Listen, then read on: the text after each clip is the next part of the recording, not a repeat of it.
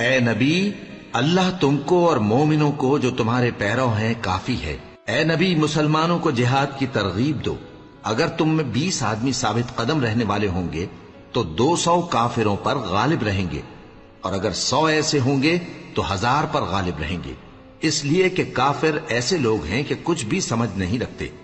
اب اللہ نے تم پر سے بوجھ ہلکا کر دیا اور معلوم کر لیا کہ ابھی تم میں کسی قدر کمزوری ہے، پس اگر تم میں 100 ثابت قدم رہنے والے ہوں گے تو وہ 200 پر غالب رہیں گے، اور اگر 1000 ہوں گے تو اللہ کے حکم سے 2000 پر غالب رہیں گے، اور اللہ ثابت قدم رہنے والوں کا مددگار ہے۔